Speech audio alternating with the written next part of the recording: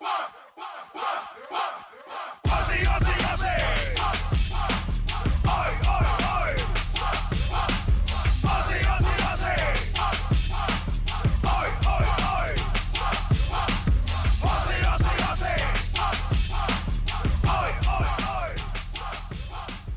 And we welcome you to another edition, a Grand Slam edition of This Is Wrestling. It is Lee Versage along with DFG, Zach friggin' McGibbon. Zach, how are you? Doing pretty good, Mr. Versage. Let's peel back the curtain a little bit. Obviously, we've been getting this little recording organized for the last hour and a half, but we are up and running here, Lee. We're excited to be talking about AEW Grand Slam Australia. Okay, settle down on the hour and a half. I think it was about 56 minutes. However, 55 of them were my fault. So only one is your fault, regardless of how long you want it to make. But we're ready to go, and now I'm even more fired up about this edition than I was before. And we're going to talk, some Grand Slam AEW coming off the heels of Brisbane, Australia. And man, there's a lot of things to say. There's a lot to talk about. Zach, I think, even more conflicted than I've ever been about the AEW product. So you're going to have to straighten me out, okay? Okay. There's a lot that I loved about this card. Like a lot. But for all of the things that I liked, how we got there, figuratively and literally, man, I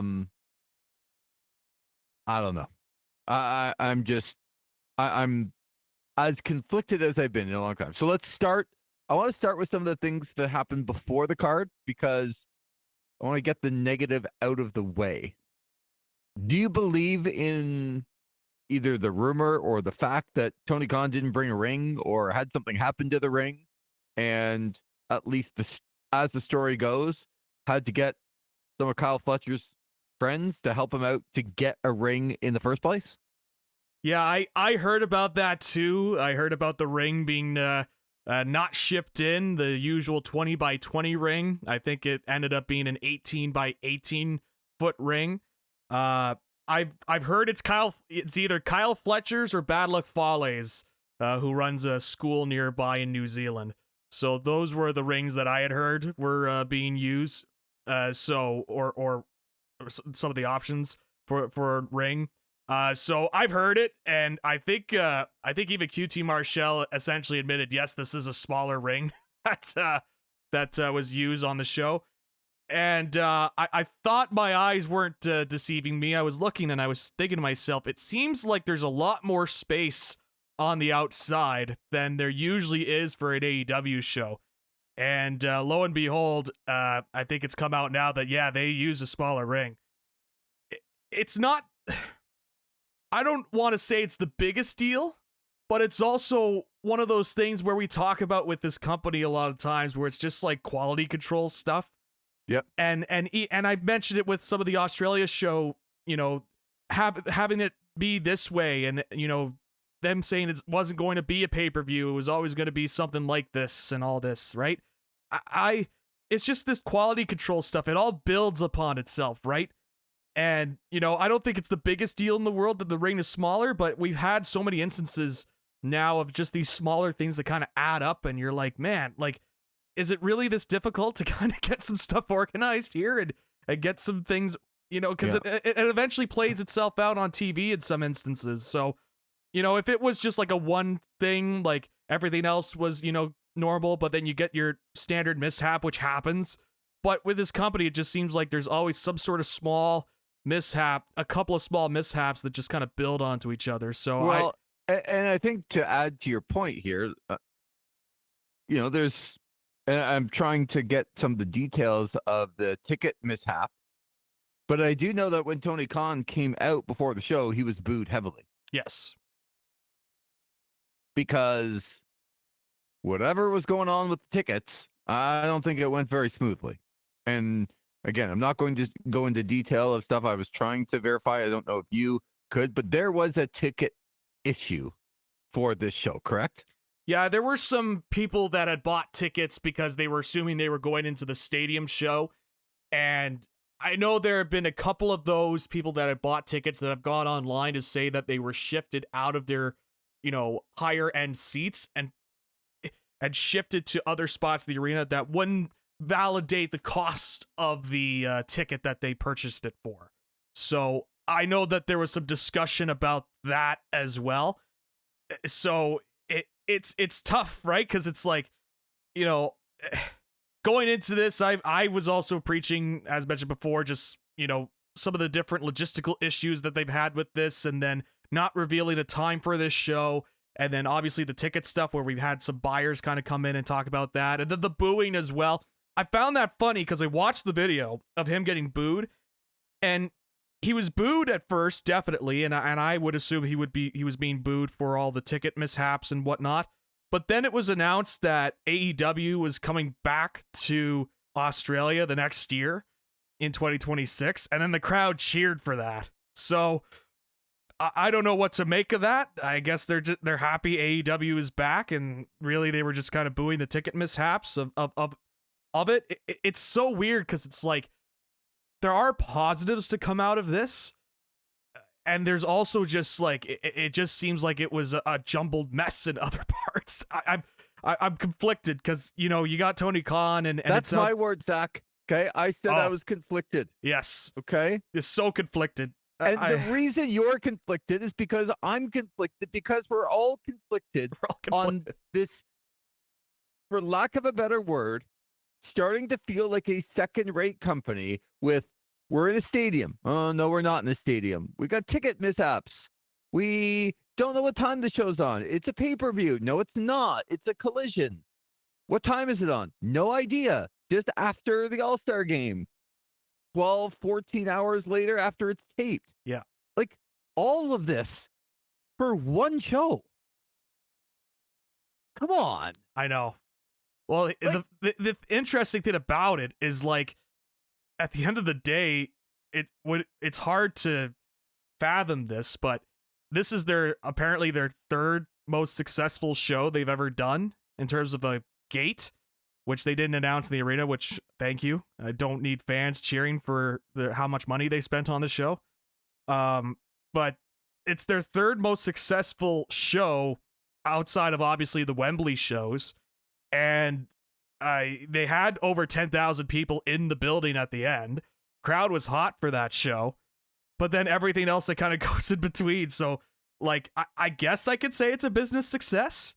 But there's also all the other stuff that's kind of surrounding it, and it's just, again, it leaves me with this conflicting feeling, because you can also argue there are successes to this, especially if they are coming back in 2026 as they announced. That clearly means to me that they viewed this as a success and want to go back. Obviously, I do wonder at the end of the day, if they didn't announce that they were going to a stadium, if they just announced they were going to this arena that they were in Brisbane all the way from the start, if this would be viewed more as a success than a conflicting, oh, well, they've had some positives and some negatives, and that's just the nice way of putting it, right? So that's where the conflictedness comes in with this in terms of coming into the show. Well, here's where my conflict lies. If I'm multiple people on this show, like the wrestlers themselves, if I'm the wrestlers, I finish this show and I go back and say, what the bleep is going on? Because we are carrying, sometimes the company carries the wrestlers and puts the wrestlers in position to succeed, even when they're not that good, or they're not doing that good of a job. They can make them look really good. And sometimes the wrestlers make the company look good. This show, with all the things that we just mentioned, could have been an unmitigated disaster for a lot of people. for a lot of companies. And Zach, the reason why it wasn't not only a disaster, but I thought a hell of a show, was because the wrestlers themselves, whether they're in an 18 by 18, whether there's ticket mishaps, whether they're going to be in a stadium or an arena, the wrestlers themselves are fantastic. And that leads us into the first match of the night: Kenny Omega, Will Ospreay, Kyle Fletcher, Konosuke Takeshita. And I'm going to say it, Zach, and only, like, look, this is recency bias. I get it. I can't remember a better tag team match in the last few years. Or, like, I'm sure there are ones that are as good or better than this one, but I don't remember them right now. And it could be, oh, there was one 7 years ago or 6 years ago or 10 years ago. Sure, maybe. Absolutely. Not saying it's the best. But right now, in my recent bias, my mind's not great. This was incredible. And you know why it was incredible? It was incredible because the athletes themselves are insanely talented. Didn't need to be for a tag team title match. I was skeptical coming in. Oh my God, Zach. I would show this match to a lot of people to say, you want to watch some talented people in the ring doing what they do at their best? This is pretty close. An incredible match. And as it was going along, I wondered if they were gonna, settle down, or there'd be a lull, or could they actually finish just as strong as they've started? And they did. As Will Ospreay and Kenny Omega, with the hidden blade into the one-winged angel, beat Fletcher and Takeshita, and we'll talk about what's going to happen at AEW Revolution in a minute. But again, I don't know how you feel about this match. Maybe I was overhyped because I really love the athletes in the ring, but man, oh man, I would show this match over and over and over again to people who don't understand what professional wrestling is. Oh, I thought it was a tremendous match. I thought it was very, very well done. I thought, as you mentioned, it's you got four of some of the best wrestlers in the world, and yes, I'm including Kyle Fletcher in that discussion now. And you got four of the best.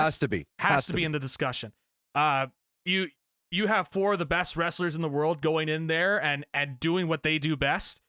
Like, this was tremendous. Just the athleticism, the pace that they worked at as well. That finish, as you mentioned, was just incredible. I thought they worked this so well, and it was just a high pace, high energy, and then you add in a hot crowd as well for this match. Mm-hmm. Oh, it was just so well done. I would have to think about other matches kind of similar to you that I liked more than this. The one that comes immediately to mind was the Bucks versus Omega and Hangman Page a few years ago, but it's a very small list that I could think of that I thought were better than this. So this was tremendous. The Bucks, Penta, and Rey Fenix. Yeah, that's another good one. That the steel cage there in the cage was incredible as well. Yeah. So, but again, very small list. And this was a tremendous way to start off this show. And it was smart for them to start off with this match as well, coming off of the slam dunk contest on TV in the States. So really well done. I really enjoyed this match. And before we move on, I just got a little notification about the ring. So Sean Ross Sapp mentioned the ring stuff. So I've pulled up both QT Marshall's and Sean Ross Sapp's report. So I'll start with QT Marshall, then I'll add on with Sean Ross Sapp. Marshall says the AEW ring is a design that only AEW has. It's very rare that an independent company or a major company has a 20-foot ring. This ring is an 18-foot ring. TNA has been using it for years, and older ROH as well. Why is this a talking point? It's not our first time using an 18-foot ring. And then Sean Ross Sapp added to another report talking about the Kyle Fletcher stuff. and how the ring was 16 by 16. He says this is completely untrue. AEW never planned to ship a ring over. So it sounds like they were planning to use one of the local indies rings, and it ended up being a smaller ring than they were expecting. So I wanted to throw that in there because I saw it, and I know that will be a topic of discussion over the next couple of days. Well, I'm actually a little embarrassed about the Sean Ross Sapp one, because I don't care who you are. If you're not shipping your own rings over and you're trying to make sure, hey, maybe we can save some money because we can get a local ring. Come on. What kind of company are you? Yeah, I know. Like that. Don't try and justify. And I'm not sure that he was. No. But in saying, well, they were never going to send their ring over, that's embarrassing. You think of the WWE, we're hopefully we're in Lyon, France. You think someone's got a ring somewhere around? Yeah. We don't really want to ship our own over. What? Like, are you a global company or not? Yeah, I agree. Okay, that's even more embarrassing to me. Yeah. But look, the reason I'm so high on this match, the other two matches that you just talked about were for the tag team championship. And most great matches usually have titles on the line, especially in tag team matches, because tag team grudge matches just don't have the same oomph. But these four were so great. And yes, are the Bucks one of the best tag teams in the world? Yes, absolutely. But I don't know that like Matt Jackson or Nick Jackson singles do I look at and go, if they were in a singles match, I'd be, oh, I got to check this out. They're a great tag team. I'm not taking anything away from them. I'm just talking about four singles wrestlers teaming up in a match that had no consequences other than trying to beat each other in a grudge match. This was off the charts good. Yeah. If I have to nitpick one tiny little thing, and it's really hard because I loved almost all of it. I mean, as you said, I don't even think we can understand what that pace was like for that long a period of time. Yeah. A very high pace match. And they all kept up and they all looked like they could have kept going. Hot crowd, all of that stuff. The only thing, and this is nitpicking because I'm a Will Ospreay fan and I'm almost more like Will Ospreay, I would consider as my favorite wrestler in the world right now. And the reason that is, it puts him over the top because he's almost like this charming baby face, which I don't love. It's not my wheelhouse of wrestlers that I love, but he's just so goddamn good. It doesn't matter. And I didn't love, he kind of cheers on, he did it the other day on Dynamite when Kenny Omega came out. He was like his little cheerleader, and he kind of did it again here too after he came out. And I wish he'd just stand on his own. Kenny Omega's not doing that for Will Ospreay. Kenny Omega is not cheerleading beside Will Ospreay. Will Ospreay's cheerleading beside Kenny Omega. I don't love that portion of it. I just want him to stand there and be great. But the reason he's my favorite is because I don't even want to like these pure babyface guys. But he is so over, and I know, I was listening to Busted Open, and Dave LaGreca was going on that big rant about how they were going to cheer Kyle Fletcher, and nobody in AEW thinks for a second because Will Ospreay's going to get booed, and they're all going to cheer Kyle Fletcher. And I get where he was coming from. I didn't necessarily agree, but this cements the fact that both Kenny Omega and Will Ospreay are so over that the rest of it doesn't matter. You can put them in any circumstance at any time. They're just so over, and people love them so much it literally doesn't matter that Kyle Fletcher was from Australia. The crowd didn't care. Yeah.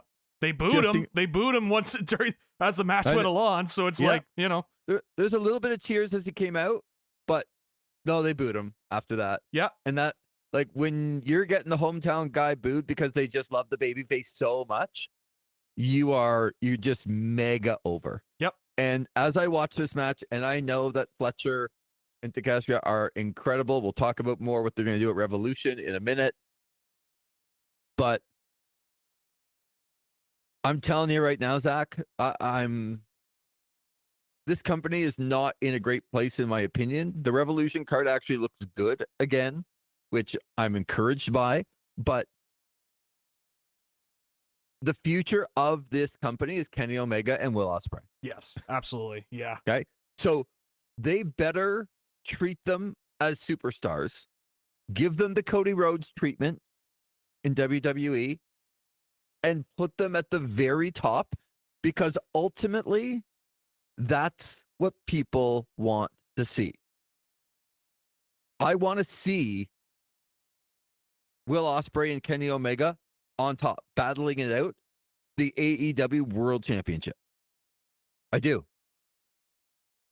Because I don't think it could get better than that. That's what I think. And look, Fletcher and Takeshita are incredible. So, you know what? Let's talk about it right now. They announced, which you're going to have to explain this to me a little bit, because the wrestling logic didn't add up for me. But you know what? You're a sensible guy.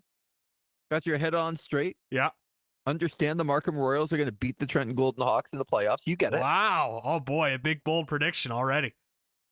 Well, you understand, Doc, that all things like that come to an end. It's going to come crashing down. It's going to hurt inside. That's good. Comes crashing down and it hurts inside. I got a Hulk Hogan t-shirt from my uncle who got it for me at Hulk Hogan's bar. You sent me the photo, and I was wondering if this was a cry for help and you needed my help with something. Yeah, in Tampa, Florida. He got it for me, brought it back. I put it on because he thought it was amazing, which then I thought it was amazing. And I actually think it's amazing. I use it as my work shirt and just like get it all dirty all the time and don't care. You could rake your leaves outside like Hogan. Back rakes his opponents during matches. Oh my God. So I'm gonna try and get back on track here. So at AEW Revolution on March 9th, they announced that Kenny Omega will take on Inosuke Takeshita for the International Championship. And in the same promo, they announced that Kyle Fletcher will take on Will Ospreay in a steel cage. So when you saw this promo, you like my thought was, okay, like I'm here for it. After that, I'm gonna get Takeshita and Omega. I'm gonna get Fletcher and Ospreay again. I'm here for it, Zach. Both of them. Oh yeah. I can't wait. Yeah, I fist pumped and I said LFG, not the new WWE show on A&E, but the other LFG. Mm-hmm. And which by the way, not to cut you off, but I always do. As we record this on a Sunday afternoon, that show is on tonight, and I'm looking forward to watching it. Yeah, I might give it a watch. I saw they had a preview clip. I didn't realize. Gunther. Yeah, good. Oh, yes, the Gunther stuff was fantastic. Oh, he was so giving it to some girl. I'm like, yes, give me more of this. It was the promo that he cut on. It reminded me of. I don't care. Nobody cares. Yeah, nobody cares about your mannerisms. It's what I like to say to most people. It was so good. It's exactly what I expected Gunther to say too. It reminded me of Triple H at Tough Enough way back in the day. It's like, you remember your family? Not gonna see them. You know, like it's just giving the rundown to the recruits there. So the only thing I didn't like, I saw the clip of Bully Ray saying, "You didn't earn enough to shake my hand." It's like, I audibly said, "F off." Yeah. F off. one of my first wrestling shows I ever took part in on the Indies, Lee, Barry Darso came around to every single member of the indie crew that was working that night, put his hand out and shook everybody's hand and looked into their eyes and said, Barry Darso, nice to meet you. If Barry Darso will do that to some guy who's just, on the sideline of an indie show, Bully Ray can shake people's hands in the business, but that kind of annoyed me when I saw that. But yep. All that to say, I was like, LFG, let's bleep and go. We are going to get these 2 high-octane matches, and there's not a possible way that they could make this any more convoluted with any one of these matches. No way, was what I was thinking. So I was looking at this Revolution cards like, man, we're setting up for a really nice card here. Yep. Now, later on in the show, this is the part that you're going to have to explain to me. Okay.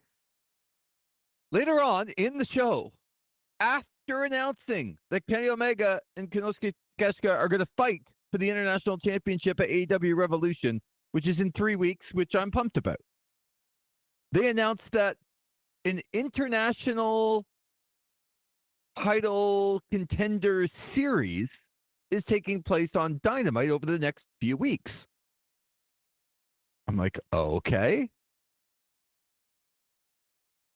Orange Cassidy is going to face Roderick Strong. Okay. Sounds good. Both former international champions. Rematch of last year's international championship match. Now, the winner of that match is going to take on Konosuke Takeshita on Dynamite before Revolution. And then in the third piece of the graphic, question mark, going to take on Kenny Omega at AEW Revolution. 30 minutes ago, you told me it was Konosuke Takeshita taking him on as the champion. Now the champion has to defend and fight. And you're telling me that Kenny Omega, because he challenged him, no other reason, is now into that pay-per-view fight for the International Championship as the challenger. Didn't win anything. Yeah, I know they beat them on this show, but and Konosuke Takeshita has to fight the winner of Roderick Strong and Orange Cassidy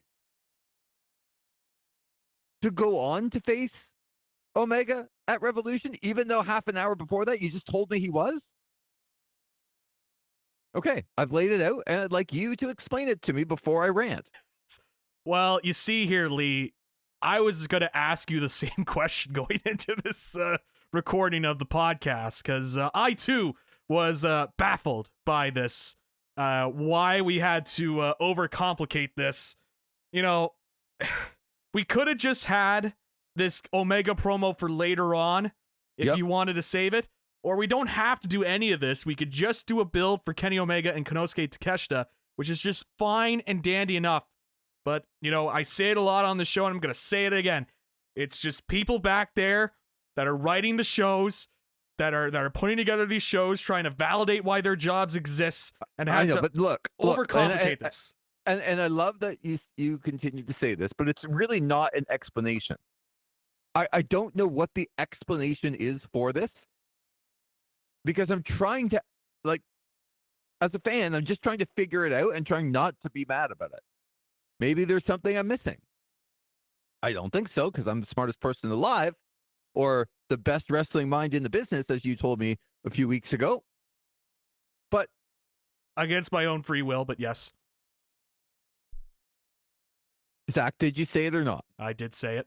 Well, okay. But with some stipulations that were attached to me having to say it, but yes, I because you not being the brightest mind in wrestling led you to those circumstances. Yeah, not my fault. And by the way, I'm getting a little bit more pumped up that John Cena is not winning the Elimination Chamber, but we'll get to that on another show. All right. But there is something in the WWE I'm not going to be able to let go before this show ends. However, let's stay on this path.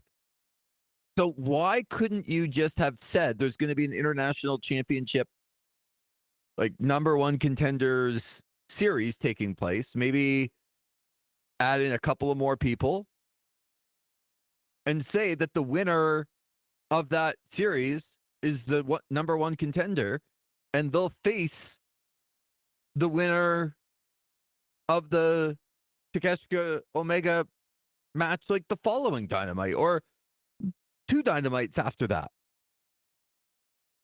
Why can't you just have a number one contender series and have that person, whoever wins, just face whoever wins at Revolution on a later date? Well, that's too simple, Lee. We got to make it, intricate. We got to make it in depth. I don't understand how Takeshita, as the champion, the logic says that the champion dictates the terms. But the challenger came in and just said, I'm going to fight you, a la John Cena. I'm going to fight you, right? Yep. And then now it's scheduled for Revolution. But before that, hey, champion, you're going to have to take on the winner of our number one contender series. And if you get past that, then maybe you can go there, even though we just announced the match.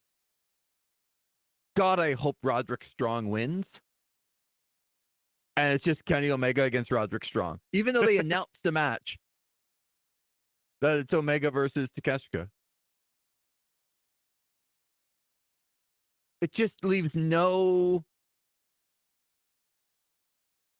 doubt, right? Like, that's it.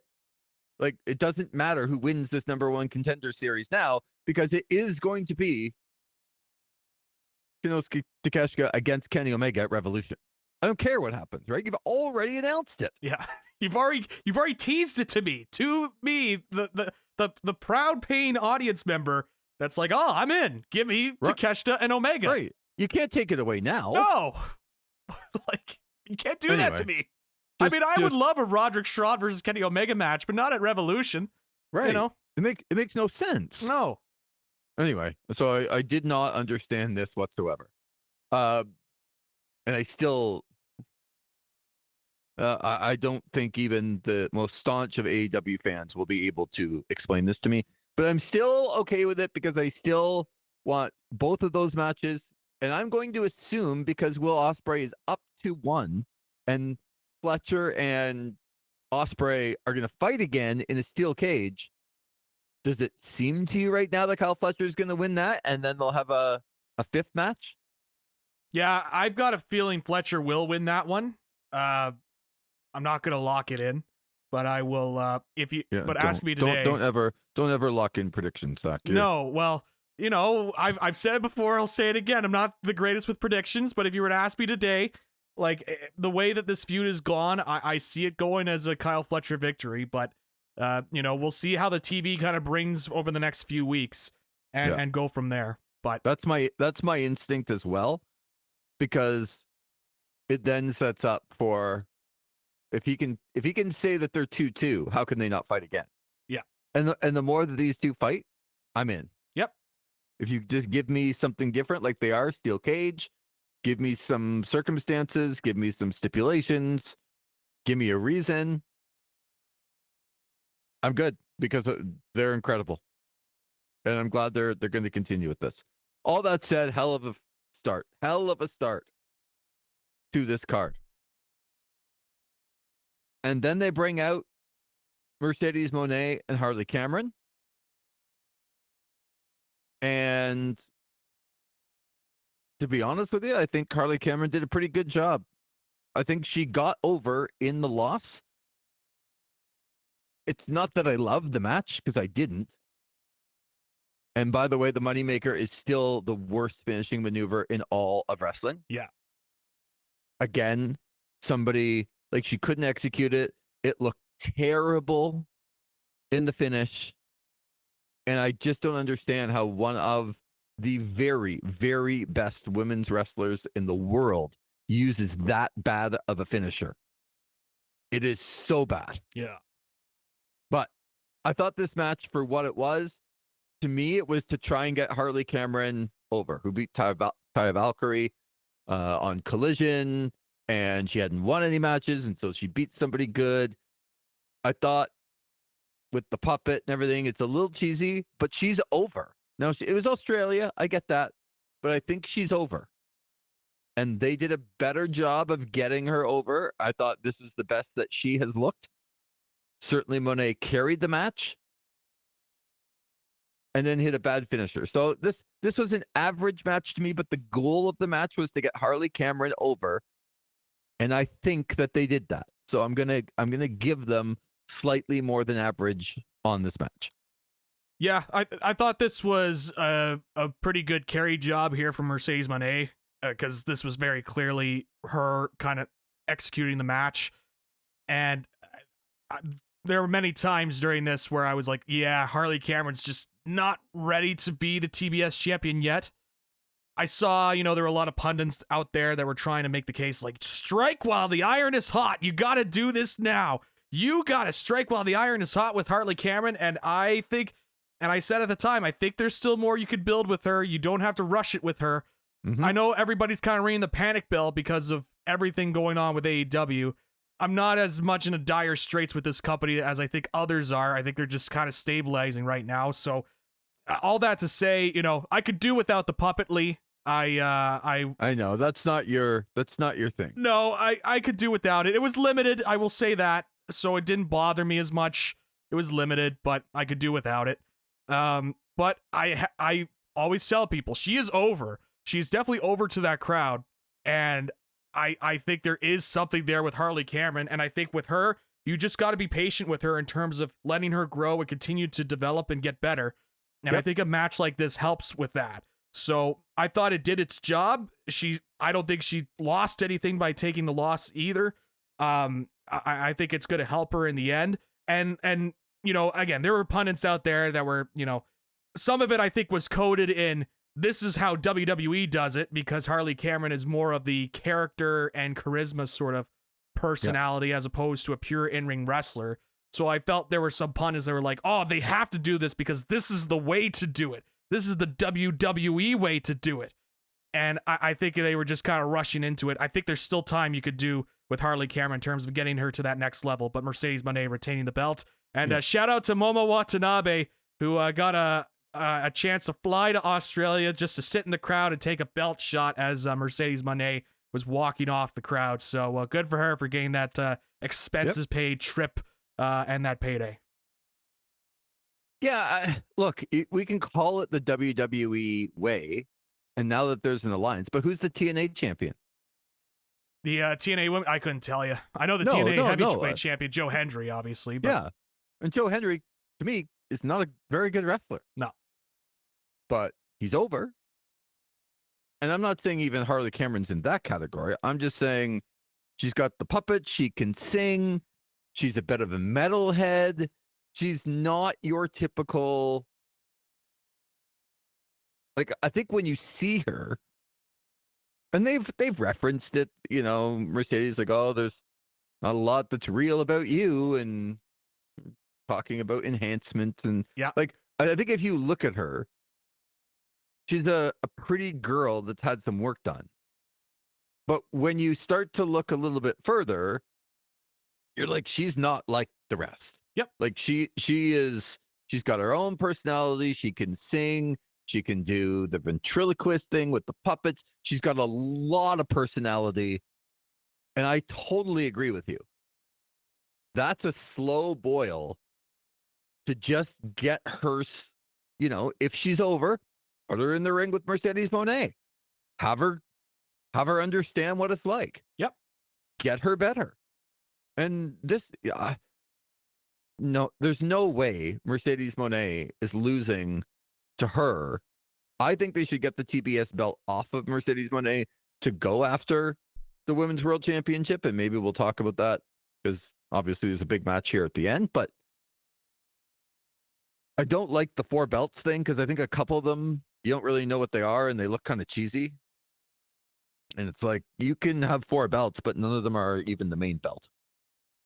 I don't understand that. But Like, I get the gimmick. I just think it'd be nice if you had one of the real championships. Mhm. However, I think this match got Harley Cameron over, and she doesn't need to win that at all to win the night. And I think she came out a winner in this night as well. So then we get on to the Brisbane Brawl, the Death Riders. And oh my God, Wheeler Yuta came in and broke up a count at the end. Like, What? I know, I've never seen that before. Oh my God. When the team gets together, guys, here's what we're gonna do. It looks like they're gonna win. We're gonna have Wheeler Yuta come in and break it up. No way. Yeah, great idea. Brother, that's a great idea. Why haven't we thought of that one before? They'll never see it coming. Bro, they'll never see it coming. Bro, However, that is just some great television, bro. This is a television show. You know what was Vince great television? Adam Copeland coming out and the crowd singing the entire song. Yes.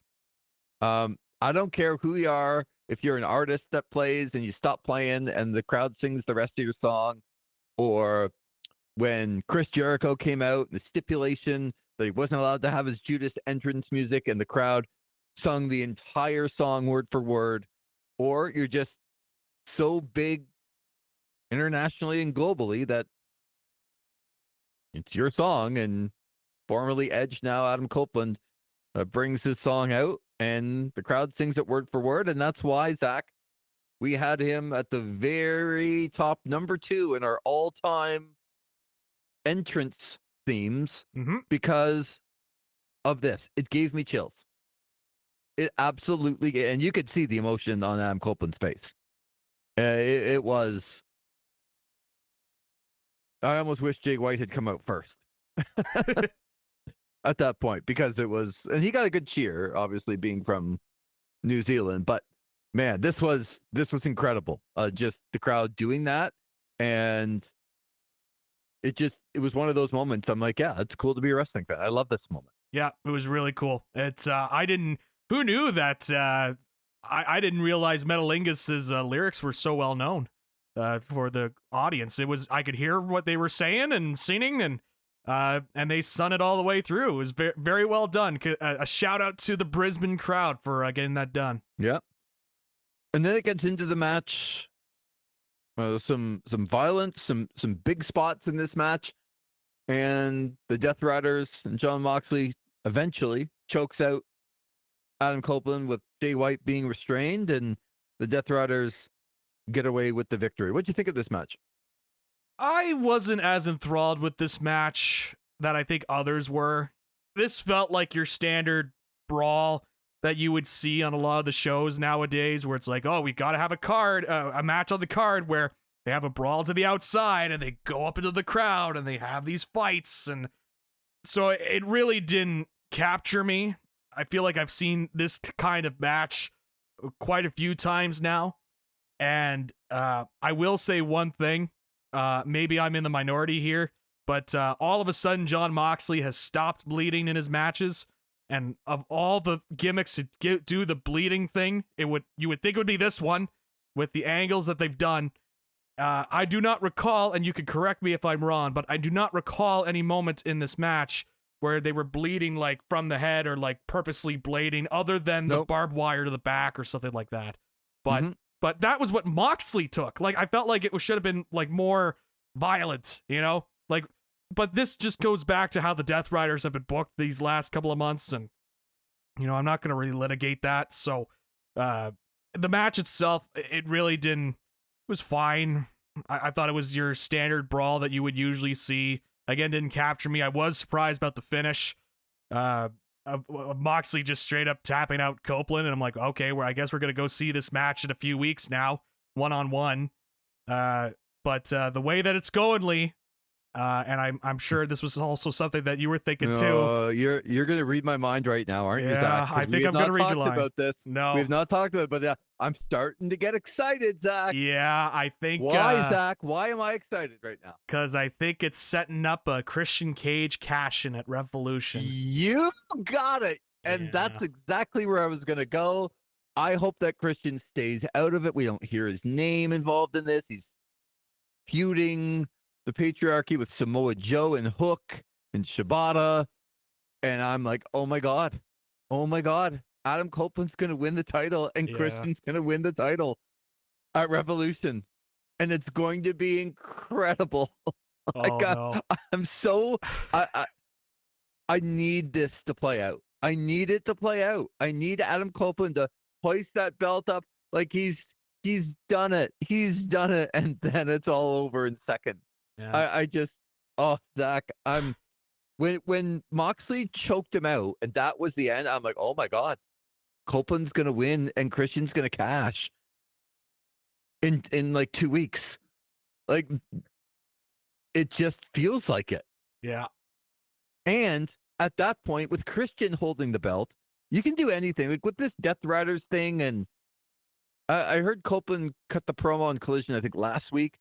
It was pretty good promo, talking about Moxley. And he's like, yeah, you know, time of the business and coming on a new show and, you know, making sure that we do all the things. And now you're hiding the belt just as we get on Max. So yeah, good decision. Real good, John.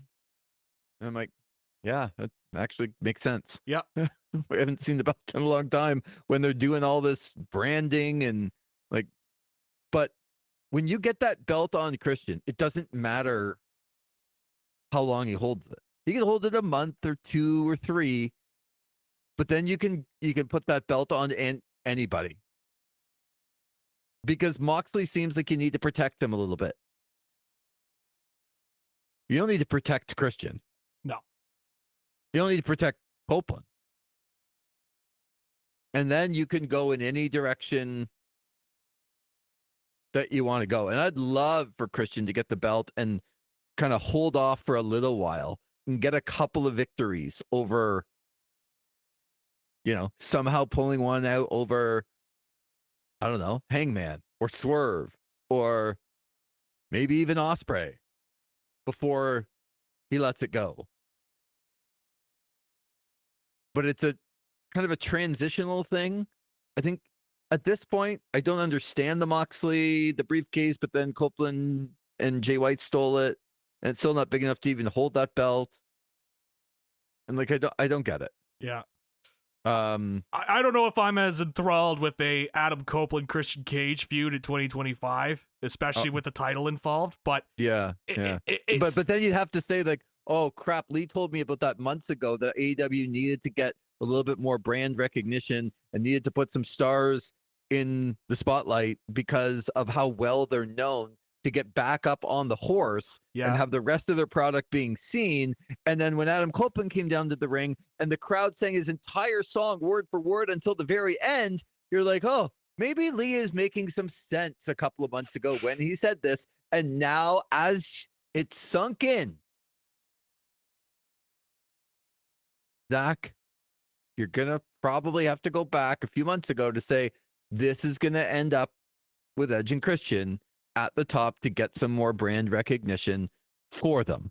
Yeah. And that's exactly what's going to happen. I don't love, like I said at the time, I don't love the idea of brand recognition being 2 guys that were from WWE.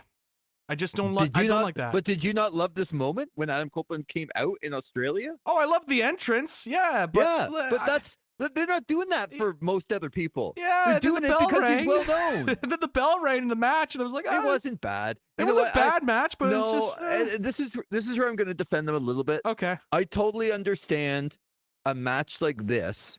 You can't have it on last because of what you're doing last. Yep. And you can't have it on first. And it's also just another grudge tag team match. That's 2 matches after one of the greatest tag team matches in the ring you're ever going to see. You got to make it different. And they did make it different.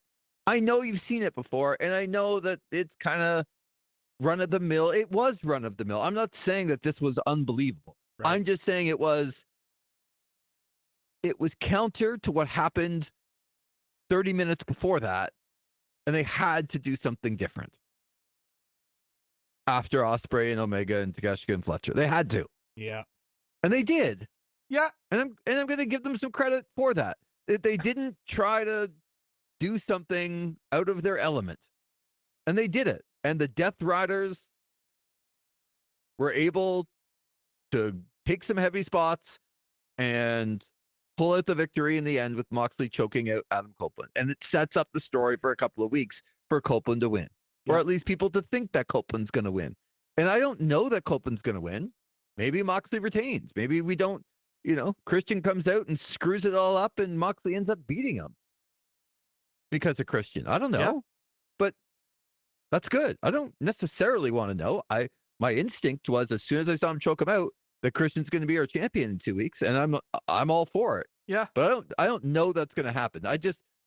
While this match wasn't great, it's what needed to happen at that moment. Yeah, I get it from that standpoint. The idea of brand recognition, it's like the way to recognize your brand is to do something that WWE does in terms of cashing in a title opportunity, and then having two guys that are associated on television, like television age, are mostly associated with WWE than AEW. I just don't love that idea. Yeah. And I know they're going to go through with it. Like, I'm looking at everything. It's like they're going to go through with this. But I feel like Ross Geller and friends, pivot. Just pivot. Go somewhere else. But Moxley is the champion right now. And yeah, he's WWE guy. Yeah, but he's also tightly associated with with AEW's launch as well. But the thing is with that too is like Edge has, and that's also just because he's been on TV longer, but he's more associated with the WWE product now than I would say John Moxley is with WWE personally. But okay, but then my argument would be, how long has it been since Christian worked in the WWE? Other than that one Rumble match a few years ago during the pandemic. Yeah, I'm not going to give like the cameo appearances. Gotcha. So yeah, like 2018, 2017, I think was the last one off the top of my head before he got the concussion. So isn't that around John Moxley time? Yeah, and he's been off of TV, so maybe I'm a little tougher on Christian. And he's also known for, he also has that TNA run as well. Just for the record, I don't want to say I don't like these guys. If you're gonna come at me with the brand recognition, I feel like you would in that instance be doing stuff like a Hangman Page or a Will Ospreay, Kenny Omega. But obviously we're not doing that. So, but I think they're gonna get there, and I think that I'm gonna trust them a little bit where this is their transition to put some more eyes on the product around WrestleMania time, and try to keep relevant so that you can get to the Ospreys and the Omegas and the Hangmans and the Swerves and the MJFs. Like, I think they're going to get to all of those guys. I really believe that. Mm-hmm. And so if you need a little bit of relevancy now with some of the eyes that are on the wrestling product, I'm okay with that. And I think the crowd, like, you saw how the crowd reacted to Adam Copeland. I think the crowd still reacts to Christian. As a guy, like, look, I love Chris Jericho, but when Chris Jericho comes out with the learning trees, I'm bored. And I don't want to see Chris Jericho in the ring for 15 minutes in a match because I love Chris Jericho, but I don't need to see him wrestle Bandito and it's like, oh, this is going to be incredible. When Christian comes out, I still want to watch him wrestle. Mm-hmm. That's all. I just think, yeah, they're older for sure. They have the brand recognition, but I still want to see him. Whereas Jericho, I love him. I respect him. All of those things that he's ever done. When he comes out now, I don't want to, I don't have that, oh man, I have to watch this. That's all. Yep. Fair enough. Okay. So we'll see. They are going to wrestle Adam Copeland and John Moxley for the world title coming up at AEW Revolution. We then get on to an unfortunate incident, I would say. Buddy Matthews and Okada. I didn't love the placement of this. I don't know where you put it, but it just sort of had a little bit of a lull before we're going to get to the main event. And then I don't know if you saw the video, but Buddy Matthews pulled an Adam Cole. As he got into the ring, he completely twisted his ankle. Oh, I missed that. Oh, yeah, man. go back and look. There's a couple of videos on it. He literally like just on the outside of the ring and just got into the ring like with a little bounce and turned, and his ankle folded. And there was, I've just seen it now. Oh, that's and now he's limping. I did not know that. And he limped to the back after the match was over, which is really unfortunate for him. Big spot, big crowd, going up against Okada, massive spotlight on him, and he does that. Yeah. It's like, oh, I missed that. Oh, that's brutal. I'm actually a little bit more impressed now with his performance. Right. Yeah, no, I think he got through it. And again, that will be worse now than it was when you do stuff like that. If you keep it loose and keep doing it, yeah, it really hurts, but it's not going to be ridiculous until afterwards. And I would think that he'll be out for a little bit. But it's just unfortunate in that moment. That's all. And I don't want to call it a dud of a match. I didn't love the match, but you find out that this happens. I probably wasn't going to like the match anyway. When it's just another sense of, I know Okada's winning and I know Buddy Matthews is in it because he's from Australia. And I don't know why Buddy Matthews is in this match and getting a shot. But he is, and then he rolls his ankle, and it's like, okay. I don't have a lot to say about this match other than I just thought it was just okay. I was a little higher up on the match than I think you are, but I thought it was good. I didn't think it was, otherworldly or anything like that. I'm a little bit more impressed with it now, with knowing that he was wrestling on a rolled ankle of some sort. But nonetheless, I liked it, especially when it built at the end. The thing with Okada now is like, are you going to get the Kazuchika Okada that's going to like, that I saw working G1s and Wrestle Kingdoms and, your Genesis shows, that it's going to be the 5-star machine in AEW. And I think sometimes it's going to be yes, and then sometimes it's going to be no. Depends on how Okada is feeling about going into the taping. I think he'll work his sort of match where it will be good enough where you're not sitting back and thinking it's bad or anything like that, but you kind of leave thinking, oh, I've seen Okada take it to the next level many times before, and this was not one of those cases where they went to the next level. And I kind of came into this match with a little bit of hesitation because these two have wrestled before a few years ago on one of the New Japan America shows, and that match was considered underwhelming at the time. And that was a guy in Okada that was a little bit more motivated to go out there and have great matches. So I kind of came in this with tempered expectations, and I thought it was good. I didn't think it was amazing or anything like that. I thought the finish was pretty solid. So it like what you were saying, it's kind of tough to see where you want to put this, especially with the factor of, the timing of this show and when it's being aired. So it was kind of in a tough spot because it's before the main event and people in Australia are, getting ready for the Toni Storm Mariah May match. So all that to say, I thought it was good. I was hoping for a little bit more, but we didn't get there. It was a decent little match. All right, let's get to the main event. It is Mariah May and Toni Storm, timeless Toni Storm. And we see Luther coming out for the AEW Women's World Championship. I think these two have done a really good job at making people care. I thought the match was pretty good. It wasn't an all-time classic, but it was pretty good. And your new AEW Women's World Champion, timeless Toni Storm, with a small package at the end. And I would like to get your thoughts on, number one, putting the belt back on Toni Storm for the 4th time and where they might go, and the fact that she wins with the small package looking like she's kind of out of it, and then the small package victory. Do you think that's a planned thing? I'll tell you, they went off the air real quick after that happened. She barely got the belt and got up on the rope, and they were gone. Yeah. And some of me was like, I don't know if that. Maybe it's the planned finish all along. But it didn't feel rushed until she did the small package, and I'm like, huh, okay, it's a bit of a surprise, like didn't think that she'd necessarily win that way. Oh my God, they're off the air.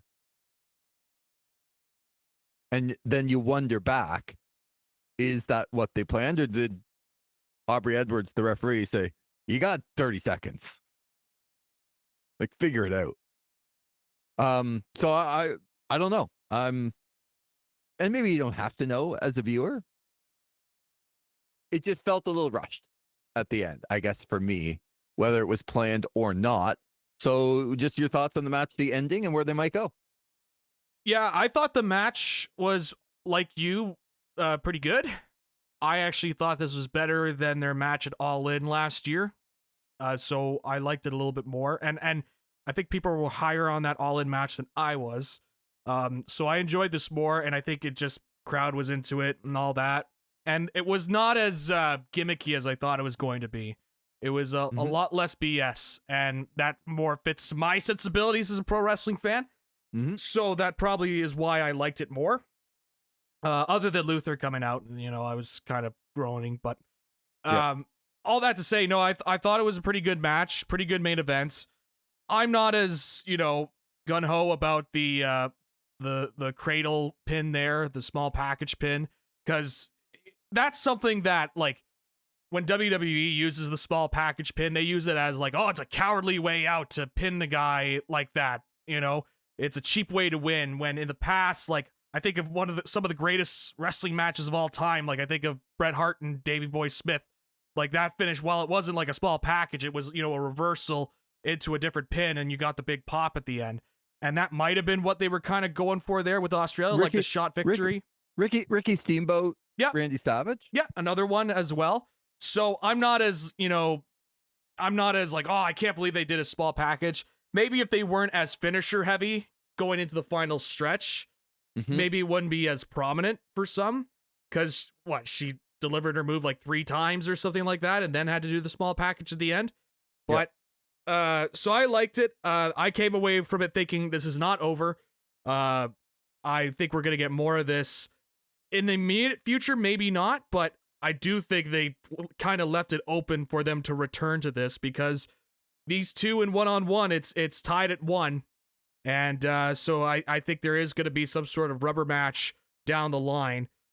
So I think this was the expected result for a lot of people. I think it's the right result. I'm hopeful that in the interim, now that Toni Storm has got the belt, they can finally, accept some new challengers so that she can wrestle with that belt against new opponents, because I really feel like that belt has just been held hostage in there, in this storyline for way too long. And so I think they'll move forward, but I don't think this story is over between the two of them. They kind of left it open for some more stuff down the line. So that's how I kind of came away from this match. Yeah, I think that's fair. I actually think the small package, though, made Mariah May look stronger. It made it so it looked like she was dominating and she was going to win, and she didn't. But she still looks strong at the end. Yep. It's like, oh, she can't believe she lost and all that stuff, but she was the better wrestler.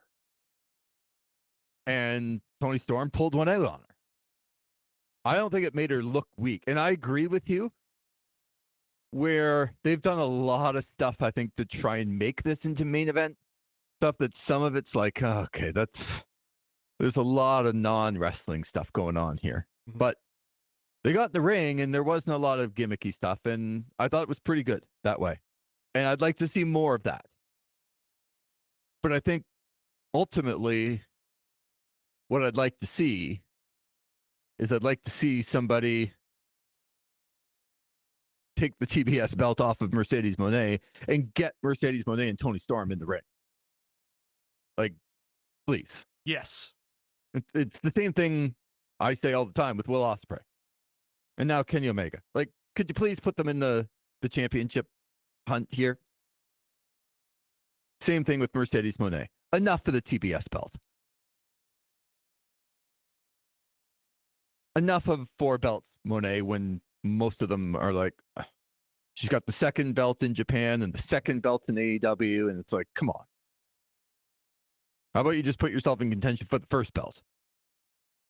So I'd like to see, like, if you told me that they were going to build a program and then in a month or two it's going to be Tony Storm, Mercedes Moné for the AEW Women's World Championship, I'm in.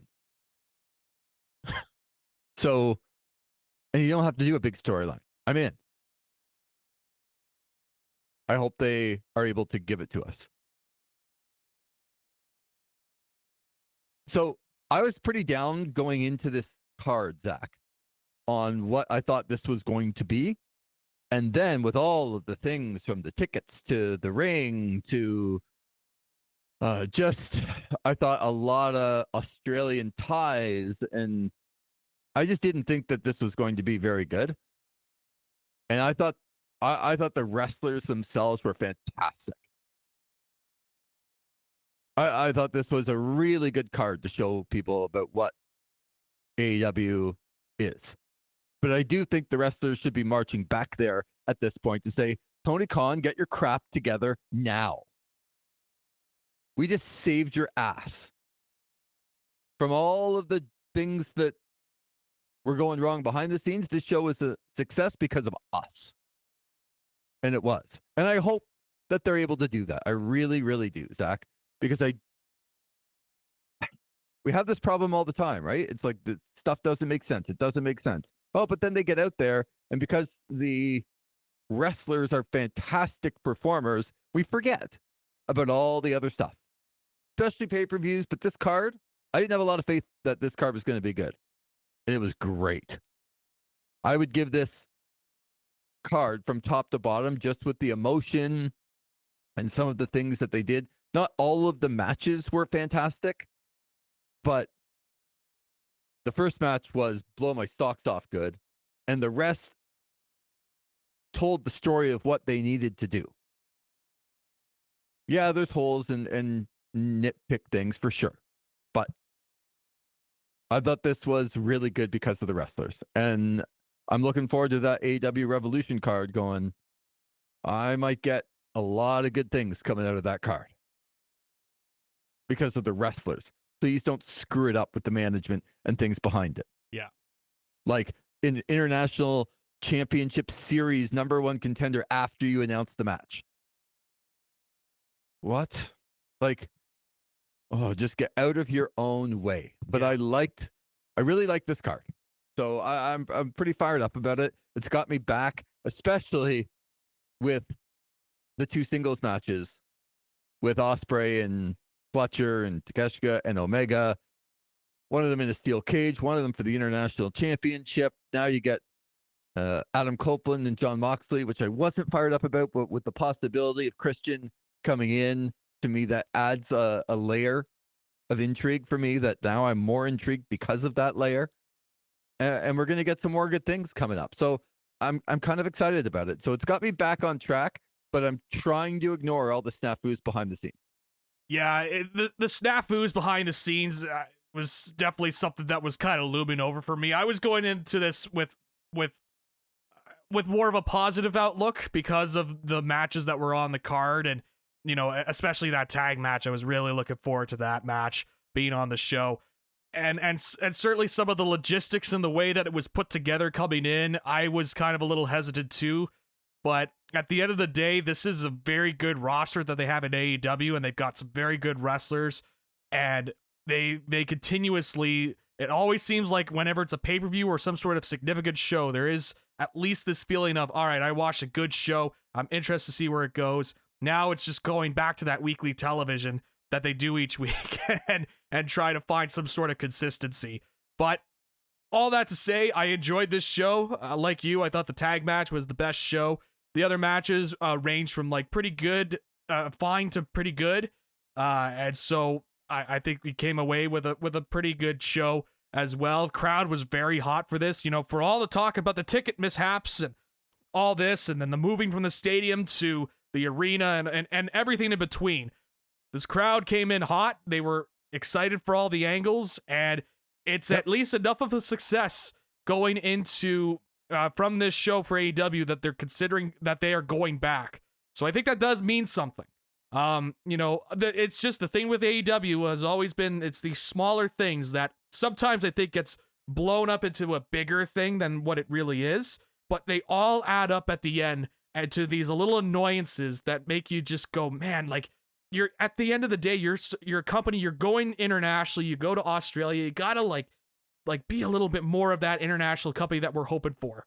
And and those comments that Taz made, many years ago now about the sloppy shop just continuing to kind of hover over this company a little bit. But I'm just hoping that they can get themselves back on track here, and we can move forward from this show. And I think there's some good stuff coming up with the Revolution pay-per-view that's coming in, the 2 matches, as you mentioned as well. So I think there are good things on the horizon.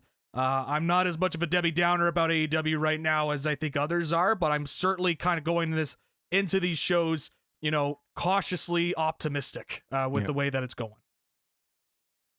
Okay, there's a couple of WWE things I just can't let go before we end this show, so I have to get them off my chest. Very well. So I said last week, a couple of things that really bothered me were, like, 2 things in particular really bothered me about the shows.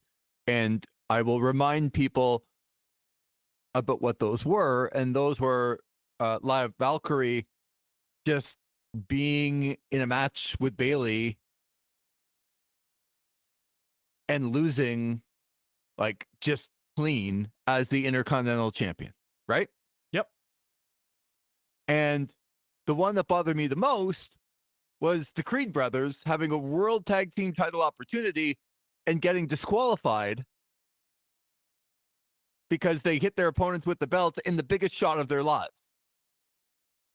Thought that was a good idea. Right? Yep. We are going to get disqualified because we're going to hit our opponents with the belts, even though we're the ones that have the title shot. And we're going to blow every opportunity we ever had if we do this, but don't worry, I'm sure it'll work out. Those 2 things really bothered me. Okay? Zach, since we last talked, what is the other secondary women's title on the show? That would be the United States Championship from Chelsea Green. Oh, okay. So Chelsea Green was in a match on Friday to try and get into the Elimination Chamber and just lost clean to Naomi. So Naomi,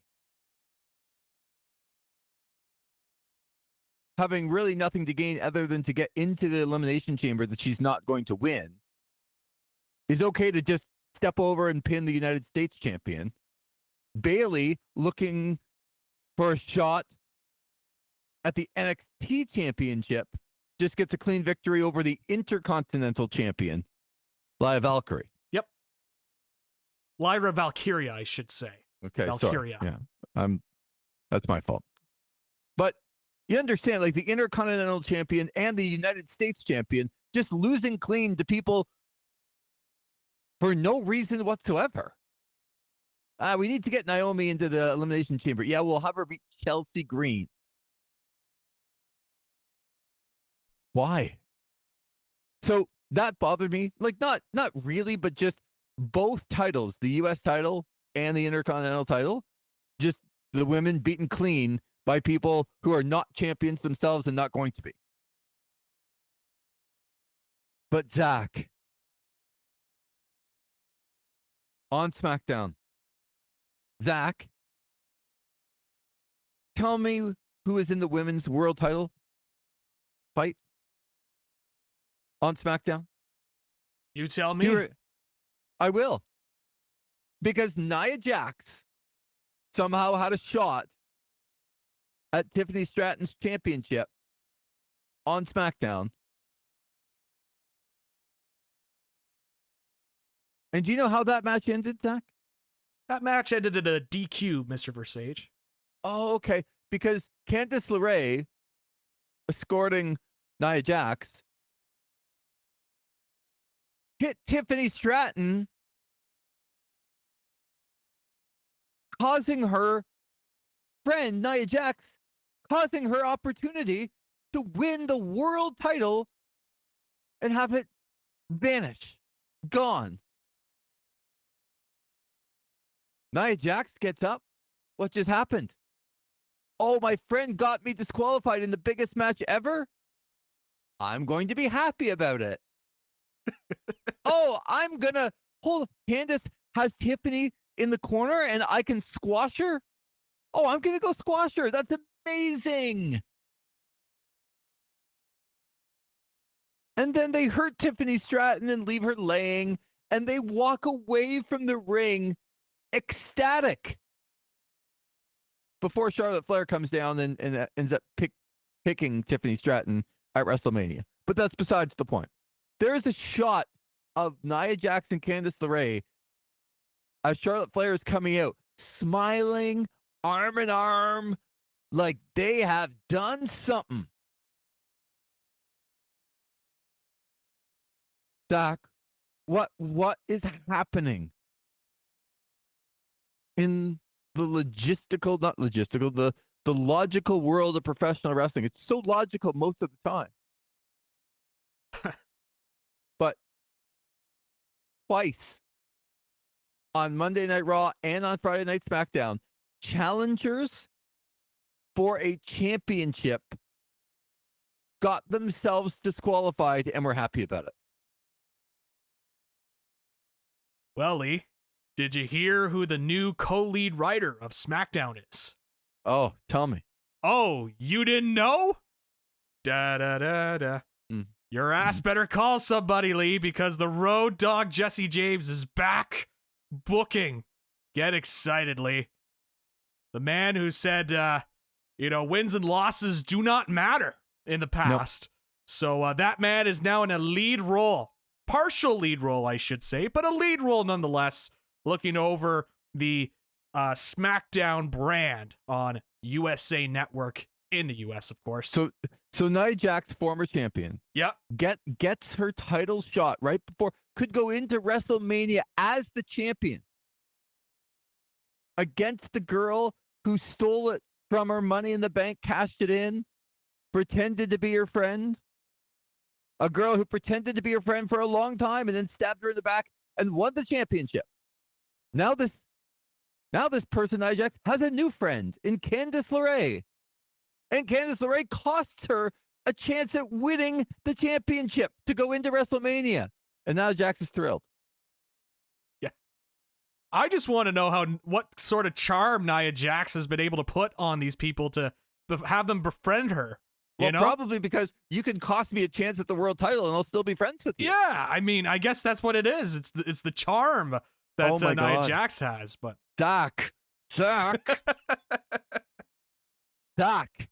After saying I like the WWE maybe a little bit more than AEW and bigger stars, which I still believe the Elimination Chamber is setting up to be a massive event.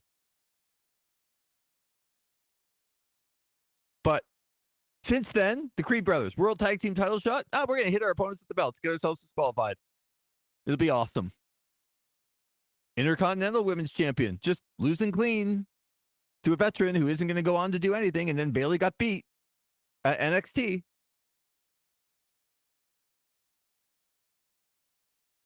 And then follow it up with SmackDown. Chelsea Green, United States Champion, just loses to Naomi clean. And then Nia Jax going after a world title has her friend disqualify her, and she's thrilled. Yes. I just don't know how these things get brought up in meetings and people go, yeah, great idea. Is there not anybody at the table that goes, that makes no sense? Bro, I tried to give my voice into the meetings, bro. But for some reason, bro, they just would not listen to me, bro. Probably because you, bro, didn't get to your bro point quick enough. Bro, what are you trying to say right now, bro? Are you saying I shouldn't be taken seriously, bro? I love you, Vince Russo. But Zach, it's this kind of stuff that drives me crazy about professional. Like, and look, no one's immune to it. AEW's flashing up graphics of a championship series that Takeshi's got to take on the winner of before the pay-per-view, but Omega's already in because he said so. So both companies, even as far as look, and we're going to talk in our next episode about John Cena, who just walked into the Elimination Chamber and told people that he was in, so he was in. Okay. But like treating your champions, both Chelsea Green and Lyra, what is it? Not Valkyrie. Lyra Valkyria. Valkyria. Yes. Both champions just lose clean and look awful. And Chelsea Green's over. And look awful to get other people in. And then two people going after championships this week get themselves disqualified and they're thrilled about it. It makes no sense. It just makes no sense and it drives me up the wall. So I just had to get that in before we go. But I'm looking forward, Zach, to talking to you soon about John Cena not winning the Elimination Chamber. Yeah, you know what? I don't know. We'll talk about it on the next show. Excellent. We'll talk about it on the next show. But I will say, sounds like some doubts creeping into your mind too. Yeah. The snowstorm has given me too much time to think. Yeah. So now I'm just thinking, but I will say I will extend this olive branch and say, look, maybe WWE and AEW haven't been delivering when it comes to the in-ring or the storytelling or whatnot, whatever it is. But I'll tell you right now, you know what has been delivering recently has been New Japan this year. So I will extend that olive branch. Get excited for a Haruki Goto title run. New Japan Cup is coming up as well. Yeah, there's some things cooking in New Japan. It's getting me a little excited. I haven't been this excited about some of the New Japan stuff in a while.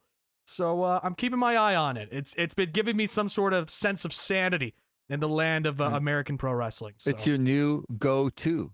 There you go. That's right. Go-to. Yeah, go-to. Very well done. Yeah. Again, just a reminder, Lee, the G in IWGP stands for Goto. So yeah.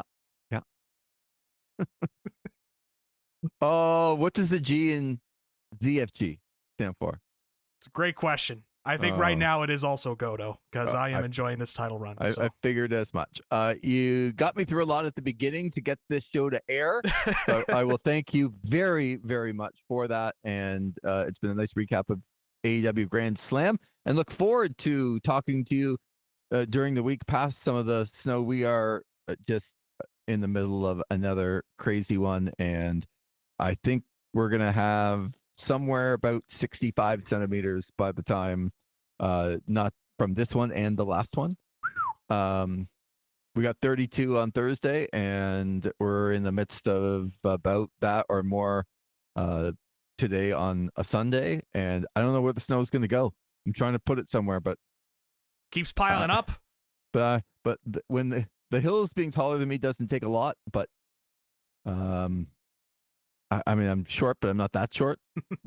Almost 6 feet, Zach. So yeah, when the hills are getting taller than me, the side of the driveway, it's a tough go. Yeah, but we'll dig ourselves out.